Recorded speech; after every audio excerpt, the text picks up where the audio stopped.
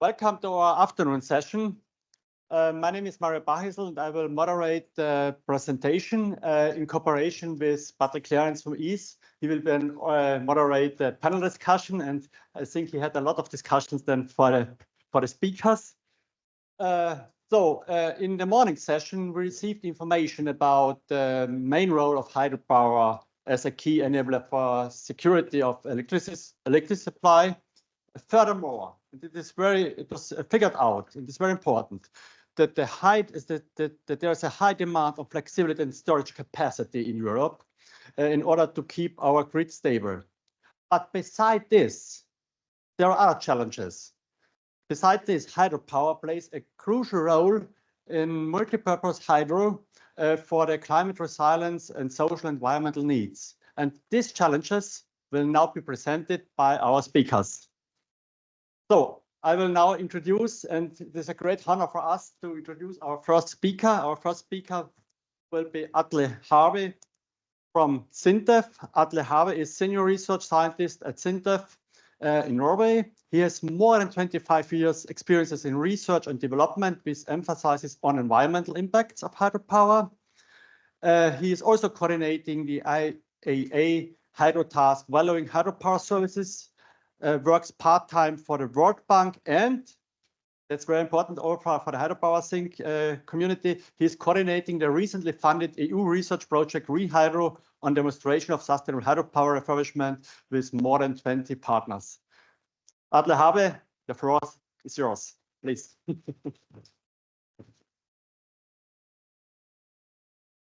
Thank you very much, and thank you for inviting me.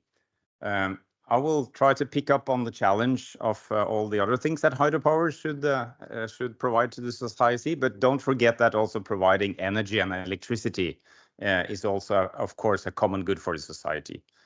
So I'll talk a little bit about what you see here, the sustainability goals, and actually what is sustainable hydropower. That's kind of a key question we might have to answer.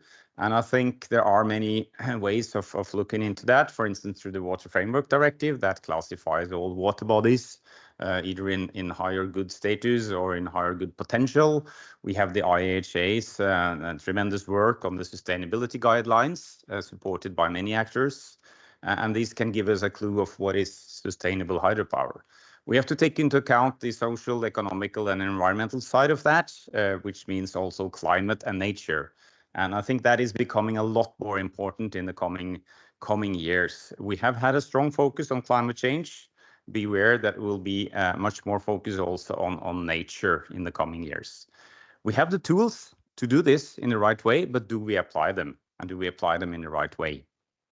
I don't think I will answer that question, but I'll leave it to you to reflect on and reflect a little bit about what is sustainable hydropower. It has to provide a lot of the sustainability goals, like energy, of course, but also clean water. It can help to prevent hunger, economic growth, sustainable communities, and life on land, which is the sustainability goal, which actually includes fresh water. So it's not on land, but it's in water, but in fresh water. But I think actually sustainable hydropower is not the right question to ask.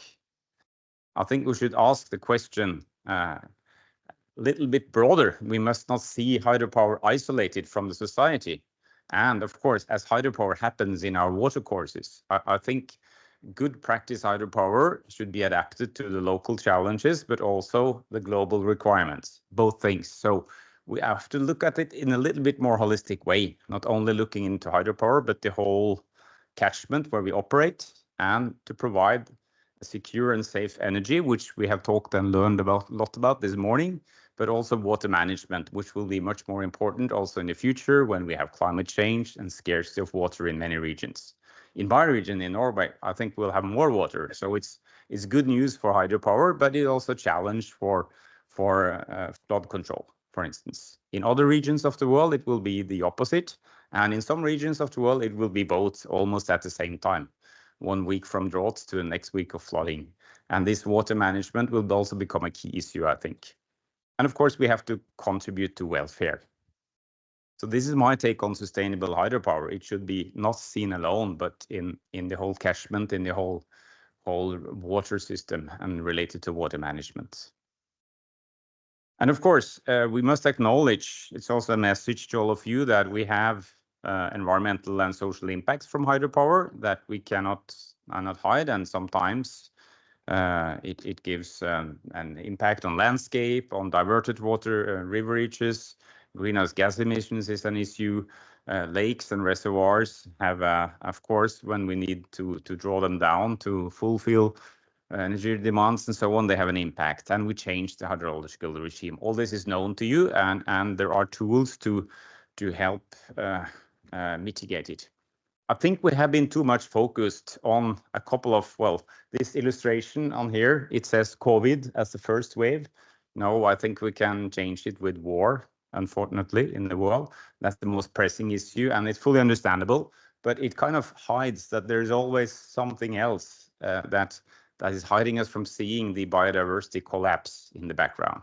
It's maybe our largest challenge for the future, and that's what have been said from the Intergovernmental Panel on Biodiversity and Ecosystem Services, which you all know, the Nature Agreement and so on, the Montreal Kunming Agreement, and they're saying this. And it's also been picked up, like in Europe, in the EU taxonomy, and there are tools for this. And I think my message to you now is beware. Let's think 15 years back, we were talking more about climate change and resilience to climate change. So the hydropower sector took that on board. I think we now have to take at least as serious as that, the biodiversity and nature challenge is coming. We saw earlier today that we're gonna restore or make 25,000 kilometers of European rivers free flowing. We're also gonna protect 30% of the global earth of land and sea. We're also gonna restore 30% of everything. All of this should be done before 2030. Offshore, that is very, very demanding goals, but we are actually heading towards that. And this we have to cope with also in rivers and in hydropower. So beware of that. And we, on top of that, we have these things we heard about this morning, the Dunkelflaute problem. I guess everybody knows the word Dunkelflaute here, or is someone not heard about Dunkelflaute? It's I just joke that the Norwegian language gave the world's vocabulary something like skiing and fjords, and from German it came Dunkelflaute. So that's the message, and of course also the opposite. I don't know. You Germans, you have to find a name for the opposite when there's too much wind and sun. So that's a challenge to you if you can find a good word to bring to the international vocabulary. These are of course the challenges when we have too much or too little, what to do. And as we discussed that a lot this morning, I will not go into details on that. We discussed also numbers and figures. Here's just a simulation of wind power in the North Sea area that goes from 1 week, 30,000 megawatts more than the average to 30,000 less. And to compensate that energy, it requires something like 5 terawatt hours just for this case, which is almost something like 40,000 of this battery storage capacity Elon Musk built in Australia, right? So it tells you something about the challenge. We have heard about we should divide it into short-term and long-term and so on. There are many flexibility uses. We have been discussing this morning, so I'll skip it. There are many options. Hydropower can of course contribute to all of them, but we have to every hydropower plant cannot do everything, that's for sure. But these things you all know, and we have to stop doing like this. I think this is from Norway. We have quite good environmental conditions in many of our hydropower rivers, but not all. This is a river with sheep instead of fish. So this will maybe not be allowed anymore. It will reduce our power generation, but we have to take more consideration into biodiversity, I think. And at the same time, we might not be allowed to operate. This is from the bottom of a reservoir at the very drawn down site. Of course, it was drawn down during the winter because we needed to produce electricity. But maybe we will not be allowed to operate our reservoirs like this anymore, taking serious considerations to nature and biodiversity. So we'll have some more constraints, and we'll also have some more demands on the flexibility issue. So these two have to come together, which is a big challenge for us, I think. But I think that's a challenge we have to have to face and have to try to find solutions for, to both maintain and improve actually biodiversity well. Looking at this picture, if we should restore 30% of nature, it may be not that difficult to start with the worst places, right? And the river without water, also to restore some biodiversity there, to restore some functioning of the ecosystem. It's not the hardest thing. It will, of course, cost loss of energy, but it will gain in nature. So it's something we maybe can do. And then also, I think it's very important to look at, we can't fix everything. Here's just a picture of salmon life cycle in freshwater. A salmon will lay many eggs, and a lot of fries will emerge from that, and eventually turning into smolts on the right-hand side. And in nature, out of 100 eggs, only 10 of them will survive to the next stage. And only one of them, again, will come back as a big adult salmon. That's why the salmon will lay something like 3,000-4,000 eggs to have at least a couple of offspring coming back. But looking at what is this bottleneck, and that's kind of the key question. If, for instance, some kind of low flow event in nature or some kind of event caused by hydropower causes these bottlenecks, well, maybe that's the easy part to fix. It may be just a week with more water or something, and try to find what are the bottlenecks in nature to improve it a bit. To make the functioning of the ecosystem better. I think that's the way we have to look at things. We can't fix everything. We cannot return the rivers back to natural flow. That's not possible. But we can do something like for instance, this. Yeah, and just remember that fish only dies once, right? So it doesn't help if conditions are good on average. We have a lot of mitigation measures we can use, design solutions, and we know how to do it. So it's just get to work. And this has been implemented in many of the European rivers for decades. We just have to do it a little more places. And I think the balance of whether we should, let's say, spend some water on this with the contrast of providing power, I think this is what we have to do. Okay. I'll just wrap up to show you what Mario in his introduction, that we are starting a new EU project and trying actually to solve many of these things I've highlighted here on how we can refurbish hydropower across Europe in a very much more sustainable way. Thank you.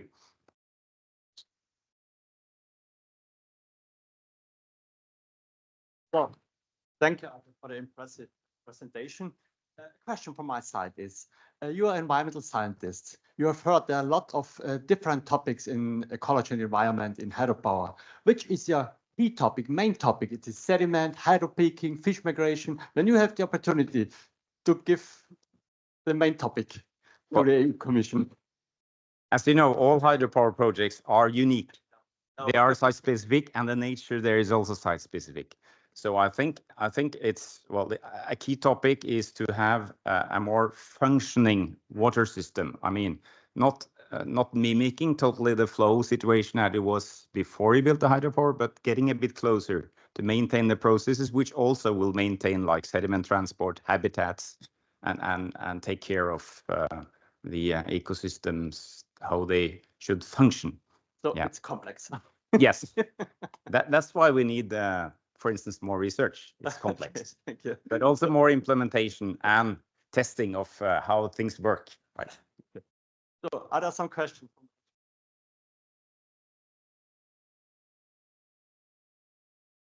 It seems to be clear, or you will get the questions afterwards. Sure. Thank you. Thank you once again. Take care.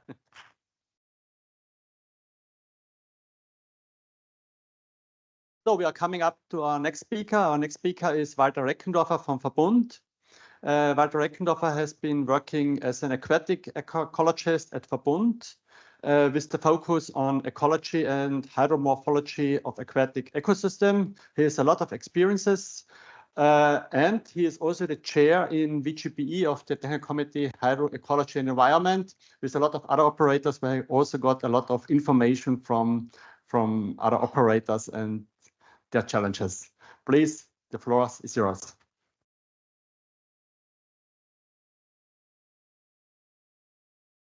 Thank you, Mario, and good afternoon. And also thank you for the invitation to this workshop. This gives me the opportunity to show you some of the restoration measures and environmental measures we have undertaken in the last years at Verbund Hydropower in Austria and in Germany on our large hydropower plants.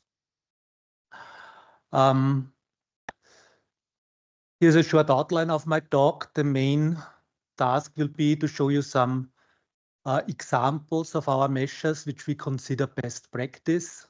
These are live projects, live Dreisen, live Netzwerk Donau with the fishway under the hydropower plant Ottensheim-Millering, and the fishway on the Inn River in the hydropower plant Ehring-Frauenstein. And then we'll end up with a slide on challenges and replicability of our measures. We have heard a lot of that in the morning. Hydropower provides the renewable energy and will help to decarbonize our energy system. But like all forms of energy generation, it has impacts. Atle showed them a little bit. Specific impacts of hydropower are impacts on fish migration, sediment continuity, hydro peaking, also low flow in below impoundments, and big one is habitat alterations due to impoundments and also in the floodplains due to reduced lateral connectivity.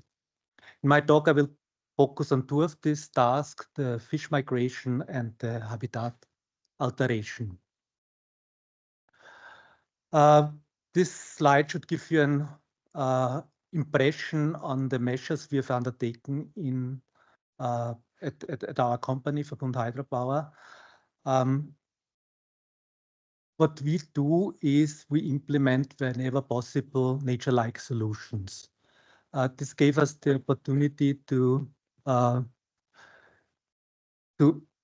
get implemented in live projects. We do live projects, so we are beneficiaries in live projects since 24 years. The first one was Vernetzung Donau-Ybbs.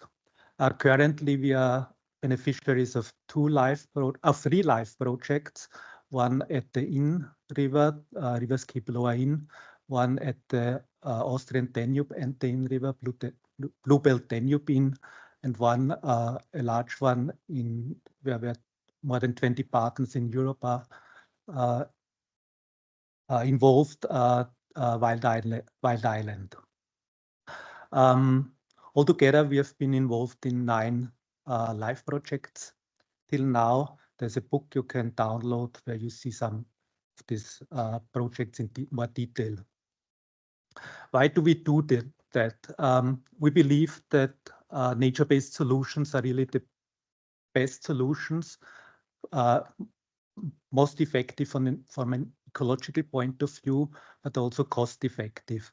They don't tackle only one problem or one issue like technical solutions which tackle upstream migration or downstream migration or fish protection, but this is a synergistic approach which tackles more than one question. With a natural like bypass river, like it's shown on the slide on the bottom, you provide upstream migration for fish, you provide downstream migration, you provide habitat for rheophilic fish, and you even protect them from entering turbines, as I will show later on. The first example I would like to show you is the live project Dreisen. It started in 2013. You see here a picture of the project area after implementation. What has been done? We created a new river and floodplain system at the Danube. You see the newly created river in green. It's a meandering river which meanders through its floodplain. The floodplain was lowered at the width of 60 meters. So you have there now a meandering river mimicking a natural river floodplain system compared to the old generalized river system you see here in dotted blue. Additionally to this river restoration, there was also some habitat management. We created dryland habitat, Natura 2000 habitat for dry meadows, and implemented here meadow management. If you come to the results, we see an enormous boost in biodiversity. Not only did the fish ecological status come from bad to good, and some years to very good, but we also saw an increase in resting bird species from 72 before implementation to 111 after implementation. We had an increase in breeding pairs of the kingfisher and of gravel breeding birds. More than 10 to 15 breeding birds are now in this area. We had a new colony of the bank swallow, the largest colony in Lower Austria, which was ever detected. And we had an extremely high density of dragonflies. So the expectations exceeded all our, the results exceeded all our expectations from a biodiversity point of view. The next example, the fishway in Ottensheim-Willering, part of the Live-Netzwerk Donau. It was implemented in 2016 to 2018. You see here a picture of the mouth of the fishway, of the entrance on the left, and in the background, the hydropower plant Ottensheim-Willering.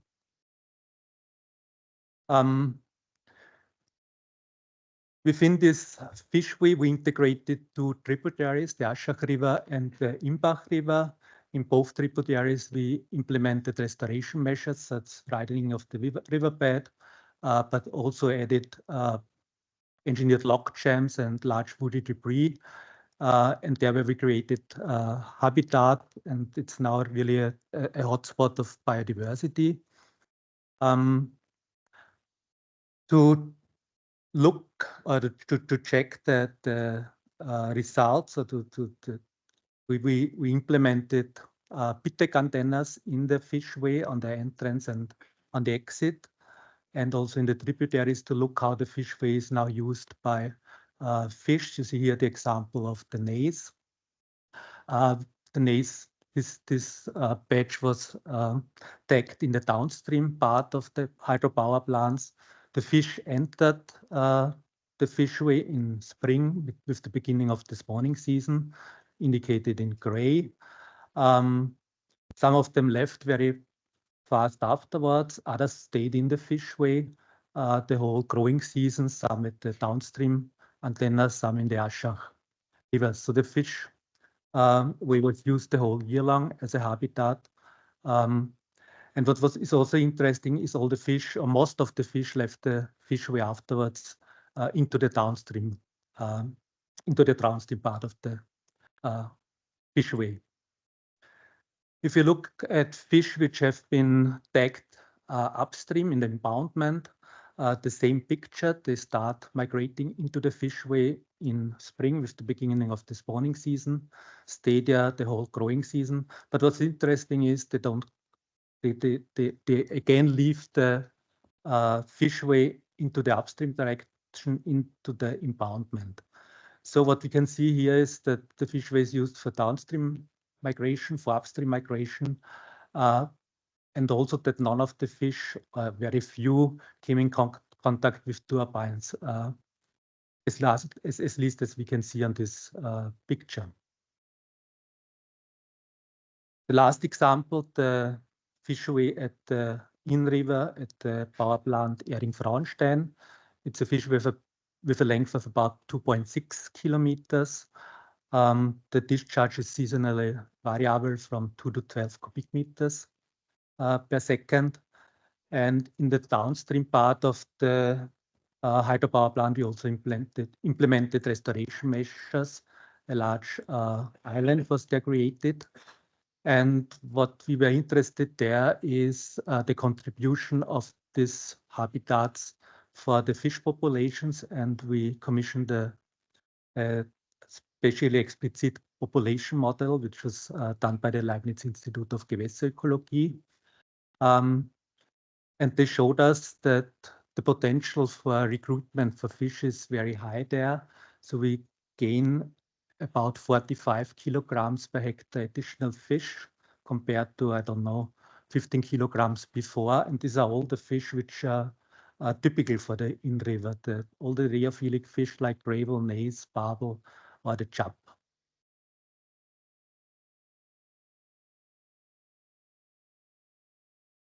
So that was were the examples. Now to the challenges when implementing such projects. The biggest challenge is land availability. You see here a picture of the Danube with a lot of small landowners, in this case, several hundred per kilometer. So you can expect that it's very difficult to get the land, even in a situation like now with Ukraine crisis and the high inflation rate. So this is really one of the biggest problems. Another problem is guidelines which often focus on technical solutions.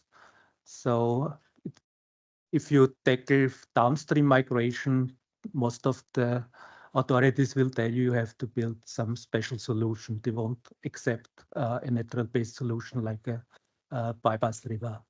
And third challenge is Natura 2000, and which leads that you maybe have to compensate for habitats used for fishway. But on the other side, there's a big chance to use life to get the financial contribution of the EU to implement these projects. So I leave you with that and some take-home messages. I would like to thank you, and I'm looking forward for the discussion.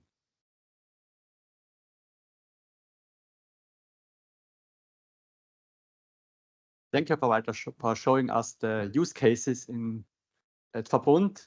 Very impressive to see. Yes, hydropower has an impact, environmental impact, but hydropower has also an added value for the habitats.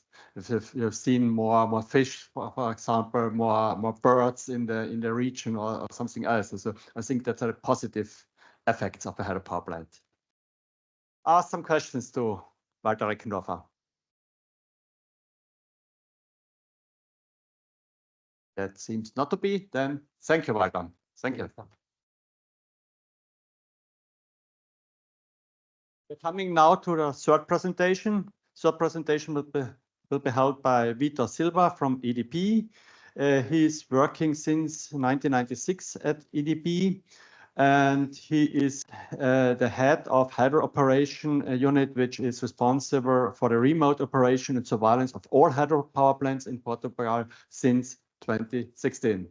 Vitor, the floor is yours. Please go ahead. So, good afternoon. It is a pleasure to be here. I will be present the case of Portugal of a multi-purpose hydro project. It is the case in the Mondego River. The Mondego River is the fourth longest river in Portugal, but if we count only the rivers that flows within Portugal, is the longest river that we have, around 232 kilometers long. You can see some picture at the bottom, since from the source to near the Atlantic Ocean. In the middle, that is the city of Coimbra. That lake is, well, it's not a lake, it's the river in the summer. The picture next to Coimbra is the fields that we have between Coimbra and the Atlantic Ocean that now can be farming and irrigated because we have this multi-purpose hydro project. This is the Mondego River as an extremely irregular hydrological regime. It can vary from 1 cubic meter per second in the summer, and in the winter it can exceed 3,000 cubic meters. You can see some old photos. This is the lake that you saw in the previous slide. This is the Mondego River at the summer, with almost no water, and some floods that we have all of the years in the small cities nearby Coimbra. So it was decided to build this hydro system. It includes 4 main dams and a lot of work in the fields between Coimbra and Figueira da Foz to promote irrigation and drainage. So the big dams are Agueira at the top, Raiva, Fronhas, and a small dam after Coimbra that is the dam responsible for that lake and responsible also for releasing the water enough for the uses below Coimbra, farming and industry. The first dams, Agueira and Raiva, has also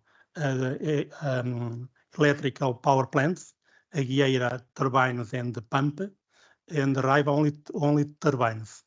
Fronhas, that is the dam that is not in the Mondego River, it is a tributary river. It's only a dam, we do not have any power plant there, but we have a tunnel that we can deviate the water from that river to Agueira in order to increase the storage. So, like I said, only the three top dams are operated by EDP. The small dam near Coimbra are operated by the water entity. This system only controls 60% of the Mondego basin. We have a lot of small rivers below downstream Raiva, a lot of small rivers that in a heavy winter can for themselves be responsible for the floods. So we also have to adjust the management of the water according to that. So Agueira is the biggest one, that reservoir that you see here. A lot of water. The main objectives of this dam is water storage and flood control. Well, not totally flood control, but flood management. We have also three units that turbine at this maximum around 500 cubic meters per second. Fronhas is a small reservoir, a smaller reservoir, does not have any power plant, like we said, only discharge valves and ecological flow to the river. The main functions of Fronhas, like I said, is control this river. Is a river that is similar to Mondego, a lot of water in the winter and almost no water in the summer. So this dam allows to have an ecological flow all here. Sorry, allows the deviation, and also this dam allows the deviation of water from to Agueira. This is the Raiva dam downstream Agueira. It is the smallest dam that we have, with the smallest power plant, the only 2 units that can turbine in the maximum 160 cubic meters. So this dam allows the pumping to Agueira, and also allows to control the flow in the river. In normal operation, in spring or summer, Agueira can turbine almost 500 cubic meters, but this one can turbine only 160. So the flow in the river in the maximum is 160 cubic meters. The other objective of this power plant is to have ecological flow in the river and the release of water to downstream activities. And how do we manage the water? We have a rule that we must obey. Not all the times, it depends on the condition, but the main rule is the level of Agueira should be adaptive. We should decrease the level if the flow tends to be higher, and we should increase the level if the flow tends to be lower, in order to increase the capability of flood management and increase the storage if we have a low flow situation. The discharge of Agueira is also supervised and controlled by the authority, because, like I said, we have a lot of small rivers downstream that we not control, but the authority knows what is the situation, and sometimes we do not comply with that rule because we should reduce the spillways because we have floods downstream caused by those small rivers. In the summer, We only turbine in that downstream power plant enough water for downstream uses like agriculture, industry, or human consumption, just enough water. And just, for example, 2 or 3 hours a day, 1 unit, that is the authorization given by this authority. Every week, every 2 weeks, they said you only can turbine 1 or 2 hours a day, morning and night with this unit.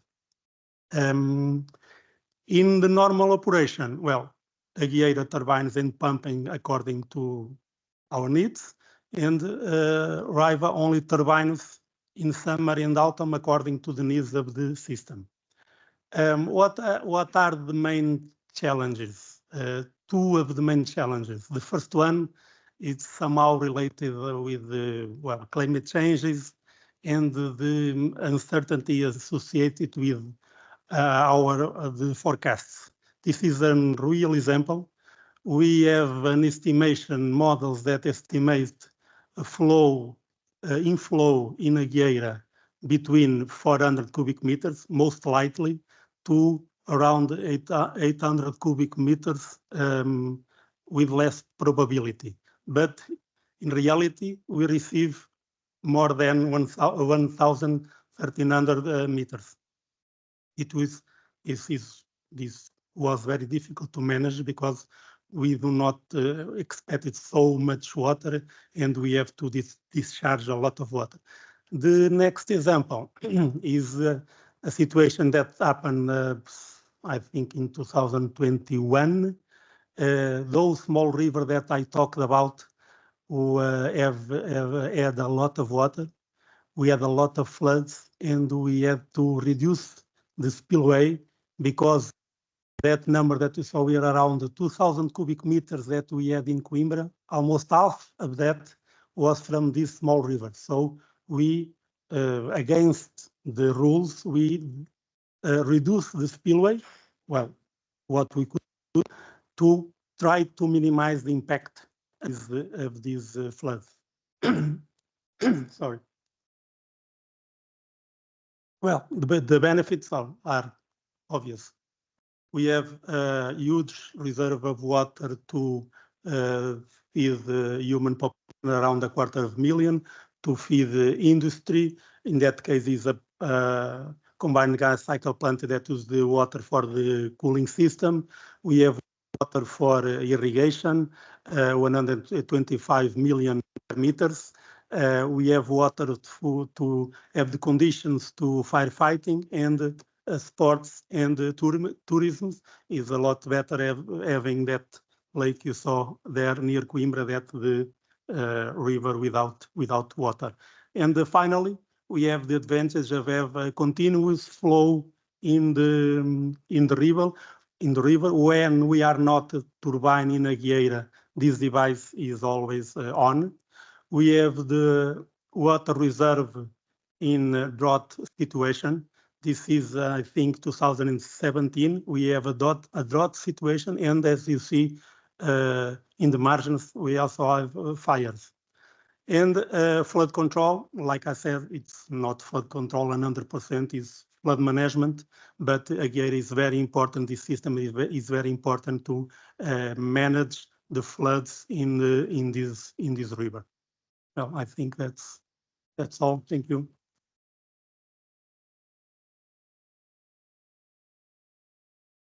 Thank you, Vito. You have seen you have a high responsibility for the whole region, not only for one hydropower plant, Yeah. for the whole region and for the industry and for the agriculture and Yes, they have a certainty that they have water for their work. because we should never forget, if something will happen, it's always the fault of the operator. Yeah. Okay. Are some questions, please?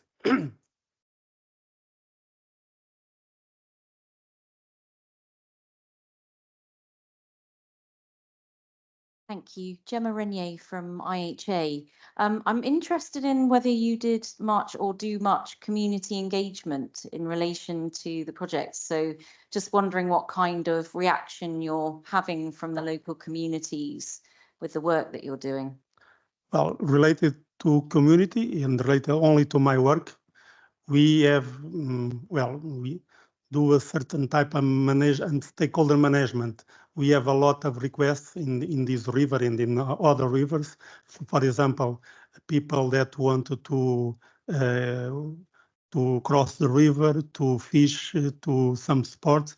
So we have a lot of requests to change our exploitation from the, let's say, the economical best. We normally change that exploitation, that turbining and pumping, in order to fulfill that request. Well, we try most of them. Thank you then. Okay, then thanks once again to Vita and to all other presentations. We will now start to the panel discussion moderated by Clarence. Please, Clarence. Thank you very much. So now you had the speakers, you had part of the panelists who came there. My name is Patrick Clarence. I'm Secretary General of East European Association for Storage of Energy. So we start with asking the ones who presented, Atle, Walter, and also Vito to join me. But we have also the honor of having two more panelists, and I will ask also Olivier to join me, and also I will ask Dia to join me, please. So Dia is working, as you can see, in DG Environment. He is a national expert. Sit wherever you like, I don't mind. He's national expert. He's working, or he worked a lot as water management specialist in Finland, and he will share with us a bit his experience and also how the discussion goes on in DG Environment and maybe also in your member state.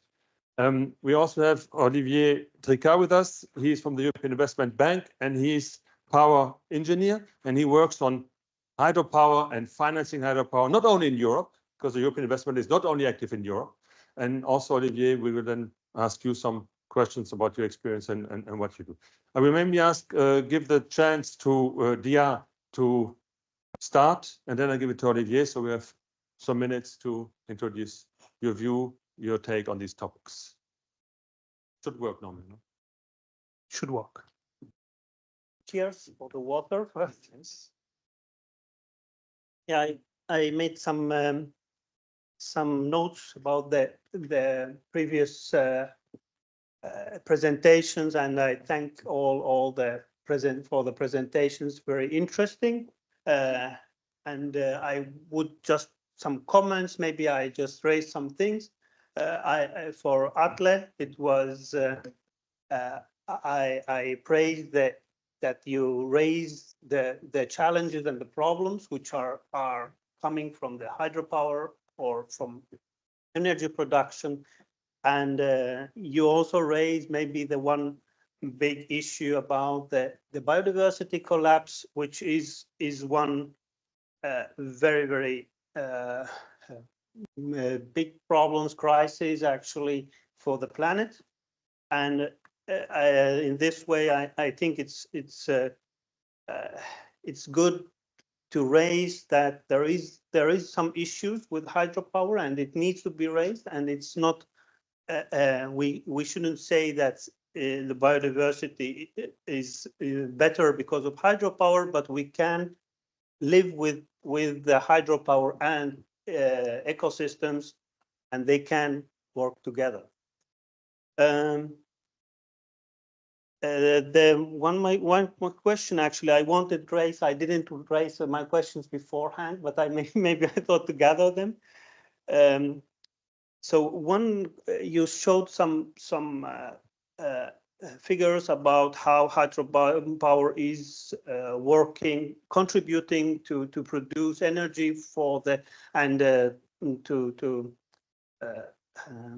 make some to contribute to the fluctuation of electricity production. This was I want to say, but how many hydropower plants are actually working for that? Because you need the reservoirs to do that. Without a reservoir, you cannot actually work against fluctuation. You need the power stored somewhere, and there is always also some impacts. And the habitat of bottleneck issue was also I interesting, and I need to follow the Rehydro EU project also. Thanks for the tip. For Walter, I also the same thing that it's very nice that you raised this significant impacts of the hydropower on both cultural environment, but in wider biodiversity. And it was interesting to get a picture of very, very good examples, which gives them new innovations, new ways to do, and it can be used in other projects. I think it's good to have more examples how hydropower and ecosystem can work together. This word bidirectional fish movement, I like that word. I know it's a difficult issue for hydropower. The one thing what I wanted to actually say, there is, you said the challenges with landowners, technical solutions, and so on. One thing what maybe I would like to raise, and I'm sorry about that, but the Water Frame Directive, because there is a court ruling, says about new projects which are changing modifying the physical characteristic of rivers. The 4.7 article is needed also in temporary deterioration. And this maybe it's not well widespread known yet. Even there is now this already more than 1 year, almost 1.5 year from the court ruling. And it's good to remember that this Article 4.7, which means that all mitigation measures should be taken, and no other option is possible, and there is a contribution to society. So these should be also considered. And about Victor, it's really interesting from my personal perspective. I would even would like to know much more, but as a commission representative, I just one maybe relevant question what I would ask is there a plan for long time water scarcity or drought, and how you cope with the water allocation when you have such a diverse user, which all want to have the water, and when you have this long period of no water, how to work with that? Yes. Thank you, Lia. Thank you very much. We will take these points also in the discussion. And now the floor is yours. Thank you. Thank you, Patrick. So yes, EIB, well, this is the EU bank, of course, of climate. So I think, most of you know that we've been involved in more than 60 hydro projects.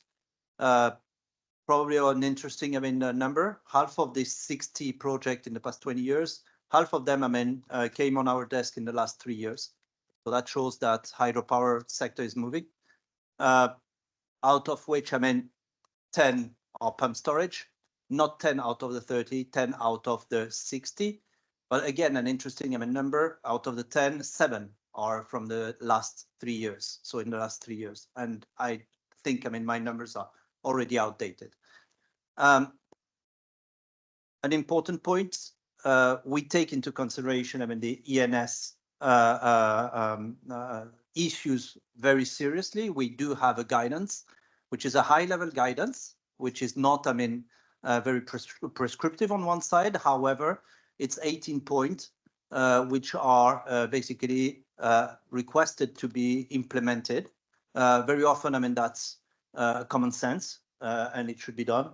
I hear, a lot about, the improvement of the hydropower sector, and I can confirm that's also what we see in our project. However, we still see, too much project with not enough development upstream on the environmental and social aspect. And I think I heard, Ilverk, taking that into consideration, saying that it's the first thing they do. And I think that it should be indeed a practice, a common practice. So obviously, as the bank is involved in that much project, we are also a vector of dissemination of the good practice that we learn from our client. We do have, 2 hydropower engineer, expert in the bank to assess the project. That is, about EIB. I think that about, the involvement of the bank, and I didn't talk about, for example, the initiative of de-risking pump storage. We take absolutely seriously the development of flexibility of the grid. We did provide, technical assistance outside EU for this kind of assessment. For example, inside of EU, it's supposed to be done. But what we have noted in the past month, and I think that's my point, I would say, here in particular, is to bring another, let's say, standpoint to what is said here. We see, 2 horizons. One is the long-term horizon of hydropower, and it's related, to the climate. And we are all talking about that, today. Indeed, environmental and biodiversity, it's when we develop the project, but addressing the climate, supporting renewable, that's the long term. And I think that the question, to the hydropower sector is, what about the short term? And the short term is the geopolitical change that we are facing. And in particular, the question about how hydropower can support the move of EU towards the urgent change, the urgent swap from gas, from coal, towards renewable, not for climate purpose, which is the long term, but for security of supply, which is basically driven by defense issues and geopolitical issues.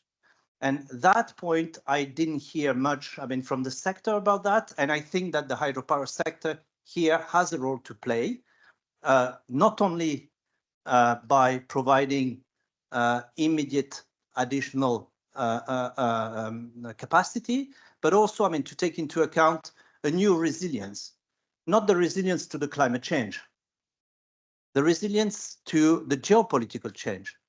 So are our hydropower plant ready to be defended, let's say, in a similar way as what the Ukraine have discovered, very recently?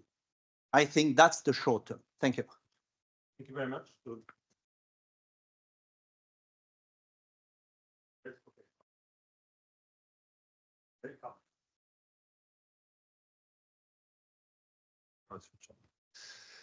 So thank you very much. Thank you for this introduction. We didn't start with this topic because this is one of the questions we heard. It's adaptation to climate change. That's the longer term. Water management, we heard it. New priorities. How do you serve all the priorities of the people they're having there? Do you have enough dams to retain the water? So all these questions about more the change related to the climate change and the water flows and the rain patterns and all of this. So are you ready for this? Do we need to do more? That's one question. And the second question would then be, if you look into the preparation for this, how much do you look in to support the actual situation which we have, meaning the security of supply, electricity supply, energy supply, and not burning imported fossil fuels? Can I ask who would like to start? Maybe you can. Yes, first, thank you for your comments. And I will answer. For Norway, for sure, we have the reservoir capacity. We have half of Europe's, not EU's, but whole Europe's capacity in the reservoirs because we are 100% hydro, no, 90% hydropower and 10% wind power. So there is no doubt that we can regulate and meet these demands. For the rest of Europe, it is, of course, a challenge to build new reservoirs if needed. Maybe we can extend some and add something on the dams and so on, and interconnections must also play a role there. Do you think there's a need to build new reservoirs for water management? I think it's a need to use the reservoirs we have in a new way. and hydropower in a new way. And that also answers your question about resilience to the geopolitical side. I think what we have to do is to build more wind and solar, and we have to change the way we operate and invest in our hydropower. We need to build more capacity and more pump storage. I don't think it will also be a big challenge to build a lot of new reservoirs because of the nature impact. But to use those we have for kind of balancing out a lot more and more rapid deployment of wind and solar. I think that's the way forward. And to solve on, we have the possibility, for instance, in Norway, to contribute with much more flexibility. We can add 20,000 megawatts within existing reservoirs and interconnectors to Europe, but someone has to pay us for that. And we need to double the interconnectors. We'll manage. Yeah. Walter, what do you see? Should be working. Okay, I would like to pick up your question. Do we have to do more? I would say yes, we have to do more. A lot changed in the past. The hydropower providers are now aware of their responsibility, but there is still a lot which can be done. So For water management mainly? for water management, for biodiversity. Mm. So I showed some projects from our company. These are really large projects, but if you look at the whole Danube in Austria, it's 3 power plants which are where we implemented these projects. There's still more power plants where we can do could more. do that. We can do really much more, and I think it's necessary to do much more, and also to focus not only at specific points like fish migration or something like that, but on biodiversity as a whole. Thank you. Vito, you want to reply to the questions also? Yes. Regarding the multiple uses of the water. Yes. Well, in that project that I presented, electricity is in 4th place or 5th place because, first of all, because this is a multi-purpose project. First of all, is human consumption, industrial consumption, and irrigation. And as you can see for the schema that I presented, we only turbine the water that leaves the system is most of the time controlled by the authority. That is the dam Raiva, the smallest one. The biggest one only can turbine to feed the system or pump. So we have that flexibility. Regarding the climate changes issues, well, we are already living that. Well, I have some number of years because since 2017, so 7 years ago, we have in Portugal only one wet year. 2023 was the second hottest year since 1931. It was a dry year. We have 7 heat waves, 3 in spring, 3 in summer, and 1 in autumn. But 60% of the rain, we have the 60% of the rain in only 3 months, January, October, and November. So it rained less, but it was more concentrated. In October, for example, it rained twice the average.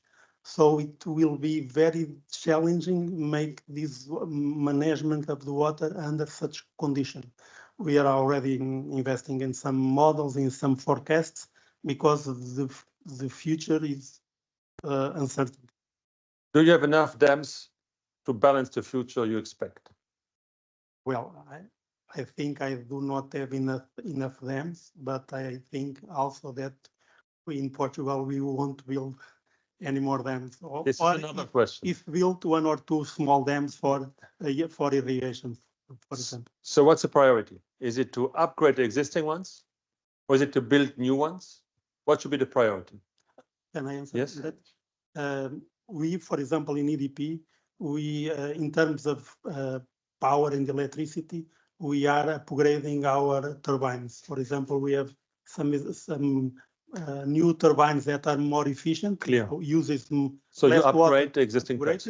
And we are also studying the decreasing of the technical minimum in order to be more flexible and not have so much startups and shutdowns, because this is bad for the machines, and with wind and solar, it will be more frequent. Dia, you wanted to add? Yes, I see it that if there is a must for new energy, of course, first of all, we need to consume less electricity or energy in all total. And I think in the future it will be more from energy to more electricity. So the part of electricity will be more important in the future. We can already see that. And if we need to come to this to new build new energy, it's more to refurbish the existing and update upgrade what we have already. And there are many good ways how you can do it, and respecting the environment. And actually the water frame directives gives only very the basic requirements, the minimum requirements, and all hydropower plants owners and providers are welcome to go beyond all these requirements. And we are happy actually to hear also that in Austria, it is being taken very seriously to try to mitigate all the adverse impacts and to contribute to the biodiversity.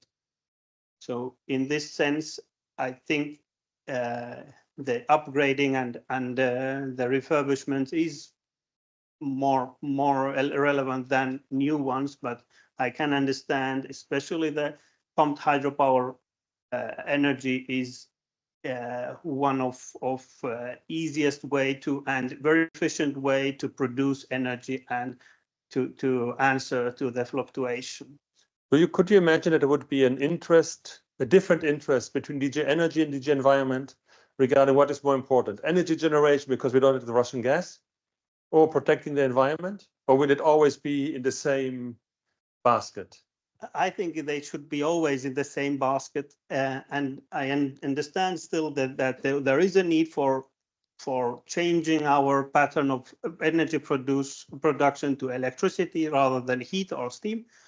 And in this sense, we are offering also actually only the minimum requirements which are there, and we're hoping for the even stronger involvement. There is the biodiversity strategy to 2030, and we would like to strengthen this with the nature restoration law, but still it's not there yet, but there is still negotiation on it. Thank you. Olivier, do you see the investment is more going towards new build or refurbishment, or is it both? To be honest. We are mostly contacted, I mean, for new, I must say, I mean, for new project. However, I mean, in response, I mean, to your question and also, I mean, to the question before, which is related, the guideline that we have, the ENS guideline that we have, and which mention, I mean, strongly the implementation of the water framework directive, even outside EU, and the principle. We do have a priority over on the rehabilitation project over the new project in a similar basin. So that's one principle which is set there. I think that also, as I mentioned before, if you take, I mean, a new view, which is the resilience to geopolitical, and I think that the hydropower sector cannot continue and think, I mean, I need, I mean, 5 years, 10 years, I mean, to develop. So let's go, I mean, for a new project. There is a strong need to think about immediate improvement of existing assets and development of the existing capacity, basically. The TSOs are looking in the modeling about the climate change and how to model this in, how it impacts power generation, which is more depending on wind, solar, and others. In your 18 points, Olivier, do you have something that you require from the people to include this longer term thinking, this decades thinking of the evolution of the climate before you finance any of these plans? Absolutely. That's the basic. I mean, it's one of the 18 points. That's a very key point, and I think that related to it also is the as we know, I mean, hydropower is a vector, I mean, to help enable, I mean, other technology, but it can also enable, I mean, carbonized energy, and we need, I mean, to make sure that the hydropower project are going towards the right direction, which is decarbonization of the grid. Another question would be, we see that there's an emergency, a fast emergency to move on. We see that the permitting the Commission has it in the Net Zero Industry Act, that the permitting should be done in 1 year. How do you see that we can speed up the permitting without impacting the environmental studies or analysis or evaluating the environmental impact? Is this possible? If yes, how? Anyone who wants to? Then we start. It's open, so it should be. I think it's not possible unless you start doing the investigation of the baseline, what are there now, and what would be the impacts if you change operation or if it's refurbishing of a new building, whatever. But it takes some time to do these investigations, to do it properly on the biodiversity side, and as well as we heard also today on dialogue with the local communities and so on. So this has to at least start beforehand. So if you have a good dialogue and if you have good data beforehand, you may do the administrative things in 1 year. But if you have to start all over with all investigations, I think 1 year is not really enough. You have to. How much is enough? At least 2 years, maybe 3. Yes, I would say first, do your homework well. So before you go to the permitting authority, then do your homework very well. Don't go with just such an application which needs to be updated. And I have this also my experience of it, that it can take, even a very simple issue takes sometimes 2 years. And there are always people who are against hydropower and in new or refurbishment or changing in the permits and so on.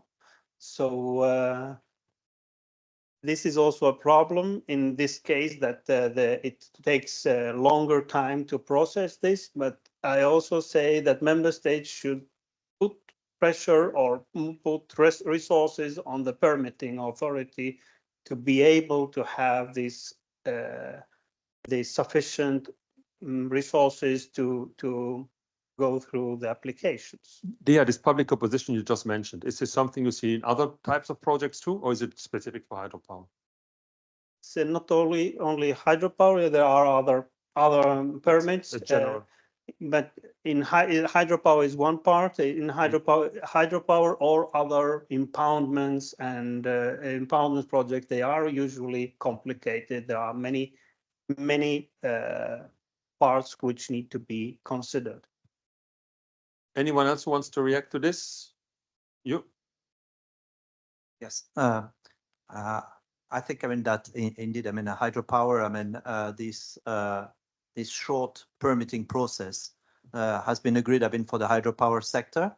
It's good. I think, from the bank standpoint, we will follow anyway, the regulation which is in place inside the EU. So if it's done quickly, then we will take it as it is. I believe, my colleagues are correct. This will automatically, to me, entail consequences if it's not done properly.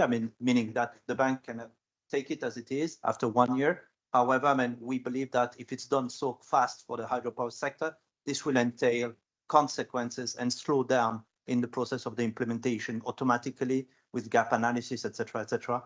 So again, I think, it's dangerous path. So we need to be aware that we need to prepare well, because there's an emergency and an energy emergency, which we're there in an energy crisis, and hydropower can contribute. So we need to balance it without losing one or the other, but we should streamline and see how to do. I have a question about the Montreal agreement you mentioned. There are 30% needs to be, and you mentioned in your presentation, also renaturated or re-given. Would this mean that we can do this? How can we do this? What's the impact? Is it payable? Because at the end, who pays for all these measures? It's us. And at the end, when you look about, you can always go further. Where's the balance? What should we do? What is the impact of this agreement? What is it binding? How should we deal with this? Yes, you're referring to the Montreal Kunming Agreement on that. The goals are clear that we should protect 30% of all land and seas and restore 30% of what is damaged, and do all this before 2030. So it's a 30-30-30 agreement. So they are nice goals. We had the previous goals, the IKEA goals. At least Norway didn't reach any of them. So, but I think for the hydropower sector and the rivers and catchment, I think we can do a bit, but I don't think we should bring everything back to natural. But I think we can argue that we bring it back to functional ecosystems, which we are on a good way in many rivers. And there's a way to go, like in what I showed on my slides, a river with sheep instead of salmon is not so good anymore, and so on. But if we can do that, I think we are on target. And we also have to choose. In my country, there's a big discussion now. All Norwegians have a cabin in the mountains. Is this the way we should develop our mountains, or should we rather build some wind power there, for instance? So we have to make some hard choices. How we use our nature. It's a very limited resource, right? And for instance, the weight of all our things are higher now. That weighs more than all plants and animals in the world. All our things. So it's kind of it's not only the hydropower sector that has to do something. It's the whole society. And I think we're one of the building blocks in an overall behavior of a society. Exactly. Yes. We are at the end of this panel discussion. Before wrapping up, would you like to have a last word, a comment? What did you take away? What was for you the most important part when you look at hydropower and biodiversity? Yes, no, yes, no. Yes, I think, I mean, first we see that there has been, I mean, strong improvement, I mean, in the sector, and a strong awareness of the challenges which is brought by the biodiversity and environmental aspect, and that all the stakeholders have done the job, but there's still, I mean, indeed, I mean, a long way. Probably it's an endless way. I mean, it's true, but I think, I mean, that the sector is going towards the right direction, at least. Yeah, I think it's also about communication. We are doing a lot of good things, but I think there's still a myth that hydropower is bad out there. There are some bad hydropower projects, but many of them are good. So we have to do better in communication. Yeah, a lot is already been said, but what I think is very important, the stakeholder involvement. It's not only hydropower. We are not the only one responsible for the rivers. It's also the agriculture, fishermen, whatever. I showed you the pictures with the high density of landowners. We have to think about these questions also, how we get the land to restore our rivers. And regarding the stakeholder management, we, like I said earlier, from the operation side, we have a lot of requests from stakeholders, and we are always in communication with them. And most of the time, we change our operation from our best, and we change that operation in order to have that stakeholders in terms of the company. And because we cannot have more hydropower plants, what we do is make our plants more flexible. For example, we have a power plant in the north that we are take out the turbine and in Alto Lindoso, and to build instead to replace the actual turbine for one that has pumping capability. So making the power plant more flexible. I just plead to everybody, because already everything is already said. So I plea for everybody, owners of the hydropower plants, do everything what you can to improve the biodiversity, to mitigate the adverse impact, to improve the connectivity of rivers, to restore habitats, and to get the environment as good as possible. Thank you. So basically, I think the session showed clearly, if you build a hydro dam, a power plant, it doesn't mean that you are not compatible with the environment. We heard it, the habitat, you can build it the right way. So the past saying, and this is about communication, we heard, if you build a dam, you destroy nature, is not valid anymore. can forget about this. The second point which we heard is about the fact that we have an emergency and we need to help this. We need to contribute to the decarbonization, to energy security, electricity security. And then we saw that the dams are not used everywhere the same. And maybe in the northern part, I was very, I'm in Belgium. I never heard that we need a lake for firefighting. But in Portugal, it is necessary. And in Belgium, we're not really missing water, as you could see. But maybe in Southern Europe, it's necessary to build new dams to balance the water flow, which will go on, like NSOE is taking this climate change into consideration. So there's a lot of challenges, a lot of obligation we need to fulfill, and we are asking from us and doing this all in an environmental friendly way. That's what we are doing. Thank you very much to the presenters, to the speakers.